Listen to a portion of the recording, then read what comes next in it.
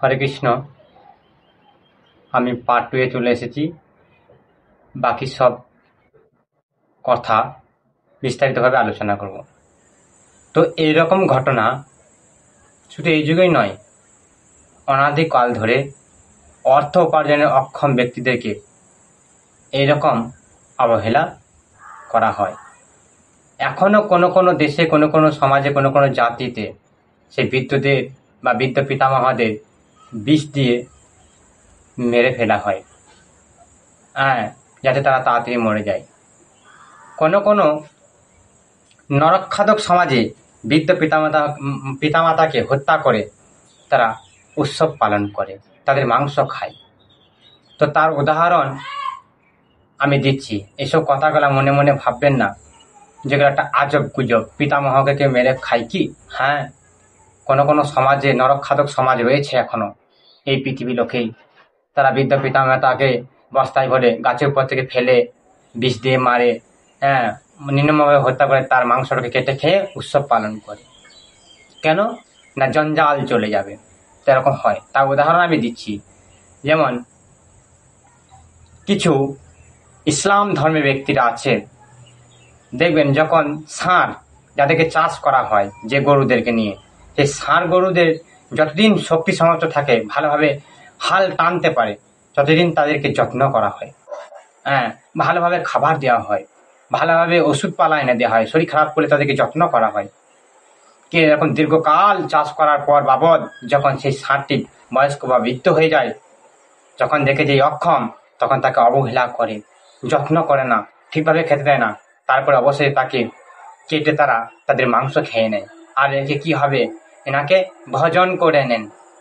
তো এই দৃষ্টান্ত উদাহরণ দেখে আমরা বুঝতে পারি যে এটা কোনো এইসব কথাগুলো কোনো না হবার সম্ভাবনাই তো দূরের কথা, অনিবার্য সে সম্ভাবনা আছে যেগুলো হচ্ছে। তো এইরকম ভোগান্তি হওয়ার সত্ত্বেও এইরকম দুষ্ব্যবহার মানুষের সঙ্গে মানুষরা করছে, এত অন্যায়, এত অত্যাচার, কুকুরের মতো ব্যবহার, কেউ লাথি, ঝাঁটা, গোড়াল, কত রকম কি সংসারে তারা ওই বয়স্ক বৃদ্ধ অবস্থায় তারা সহ্য করছে। কিন্তু তথাপি তারা ইন্দ্রিয় সুখভোগের জন্য সেগুলোকে কোনো দিন তারা বুঝতে চাইছে না বা তারা ত্যাগ করছে না। তো এই হচ্ছে ব্যাপার।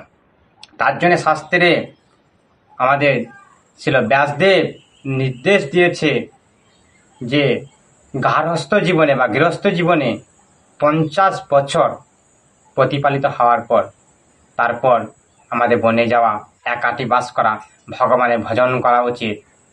50 বছর পর আমাদের গৃহ ত্যাগ করে বনে যেতে বলছে।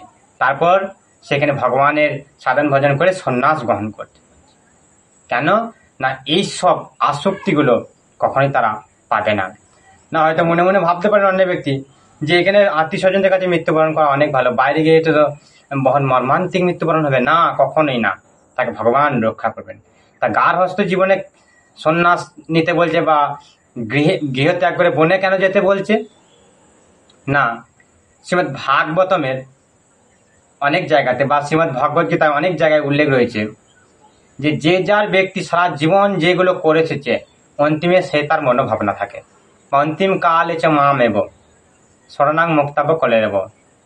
অন্তিম কালে যে ব্যক্তি স্মরণ করে মৃত্যুবরণ করে, সে পুনরায় ব্যক্তি সে শরীর লাভ করে।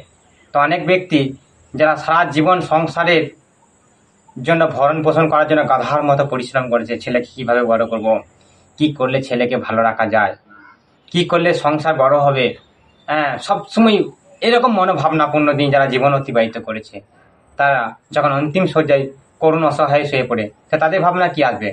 ওই তো বললাম, একটা ক্লাসে আগেই বললাম যে আমি চলে যাচ্ছি, তোমরা ভালো থেকো, আমি সংসারকে অর্পণ করলাম, তোমরা দেখো। এইভাবে মৃত্যুবরণ করছে সে। তাহলে সে এই জগৎ সংসারে তো আবার আসবে।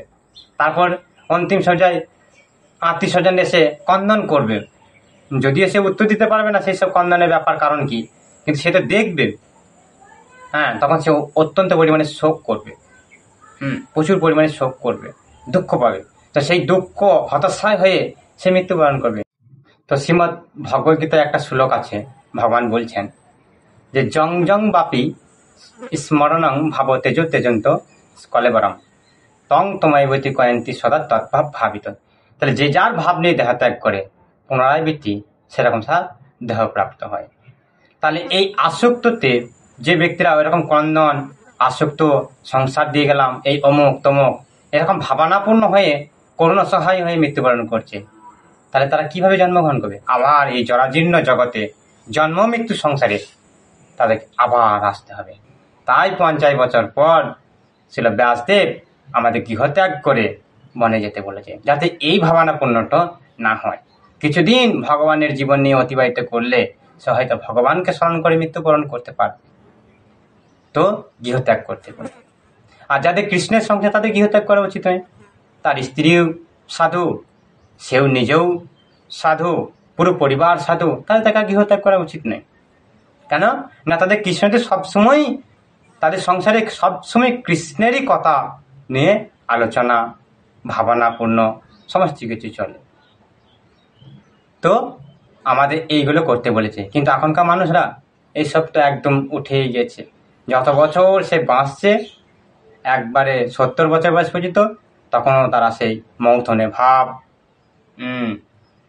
ইন্দ্রিয় সুখভোগ, কিভাবে সংসার সংসার আর সংসার আর সংসার, এইভাবে সে গাধার মতো পরিশ্রম করে জীবন অতিবাহিত করে করুণ অসহায় হয়ে মৃত্যুবরণ করছে।